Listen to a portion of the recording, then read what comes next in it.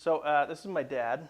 He is a dentist here in Utah, and this was a reunion of some of his staff over the years. One of the big challenges he had as a dentist was finding good people at the front desk that could be friendly and build rapport with people. Have you been to doctors' offices where they're kind of grouchy at the front desk? Yeah. I don't know why that's a thing with doctors and dentists, but he had a hard time finding good employees. And when I was a kid, one time we were at a Mexican restaurant, and the waitress was awesome. She was very personable. She was building rapport with us, and she was doing it in an authentic way. You could tell she wasn't faking it to try to get a good tip. It was very natural to her. And she was so good at it that my dad ended up offering her a job right there on the spot at the restaurant.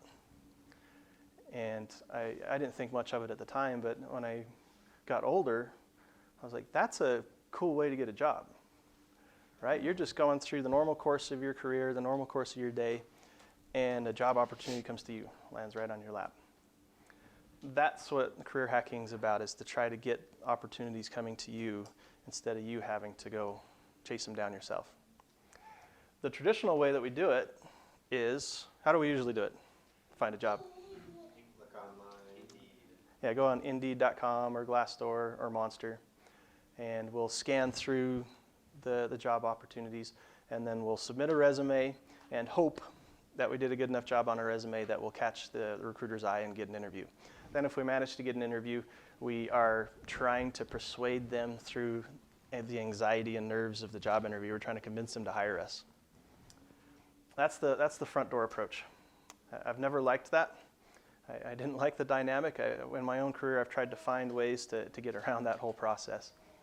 It's also the least effective way. So only 20% of job opportunities are publicly advertised. So if we're trying to go through the front door, that's 80% of the job opportunities we're missing. Who do you think those are going to? Probably internal candidates or people that they know. So that's a small portion of the overall job opportunities. And of that, only 20% of the applicants get job interviews. So most of the people don't get a job that way. It's the least effective way of getting a job. What I want to focus on is this 80%. That's how you hack your career. And you'll all have on your water bottles a little key. It's also a bottle opener for you to open your beer later. Okay. But that's to remind you that the side door is the way that we want to approach this. Let's find ways to get the job without having to go through the front door. So I learned this on accident as part of my own career. I didn't know anything about computers when I was about 21. It was embarrassing how little I knew. My girlfriend was trying to help me install a messaging service on my computer, and she was saying, all right, you're going to have this icon downloaded to your desktop, and you're just going to double click on it and run it.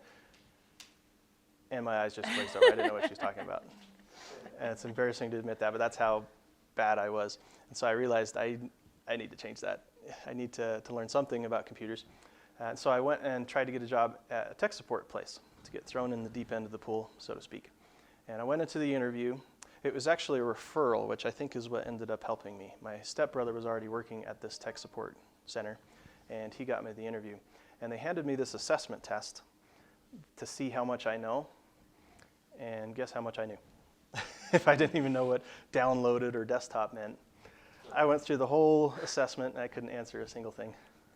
And then when they came into the interview, I handed them my paper sheepishly. I'm like, I can't answer any of those questions. I don't know what I'm doing. But they still took a chance on me. They said, all right, we'll train you up. And I think it's because I had that inside referral from somebody that they were willing to take a risk on me and train me up. And that was a difficult process, trying to learn technology. And then I ended up going into computer science. I got my bachelor's in there. I don't know what possessed me to do that, but it was a long road to learn it. But it started teaching me that qualifications are important when it comes to jobs, but they aren't everything. That there are ways to compensate for areas where we're lacking, and there's ways to mitigate weaknesses that we have.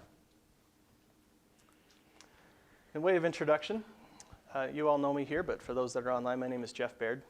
And by day, I am a manager of a data team, data integration and data migration team. I'm also a certified body language trainer. Who knew that was a thing?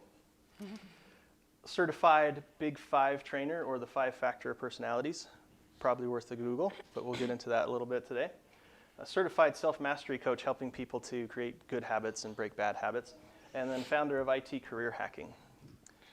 IT Career Hacking is, if you picture a Venn diagram, because now I'm a nerd, it's the intersection of all these things, the tech skills and the soft skills to help you stand out from the crowd and to get job opportunities coming to you. My co-presenter today is Kate.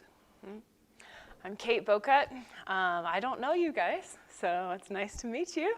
I currently own a IT company, small business IT company. We focus on managing IT systems for small to medium businesses. I also work at the Utah Valley Chamber of Commerce as the business development executive there. So I've also been a B&I director where I go and do presentations helping people hack their own careers in their own way. And I've been doing that for a few years. And then I met up with Jeff fairly recently, and I'm excited about this opportunity. I've actually been doing this innately, not even realizing that I've been hacking my own career. I've been doing it for a very long time and just didn't know the science behind it. So this is pretty exciting for me.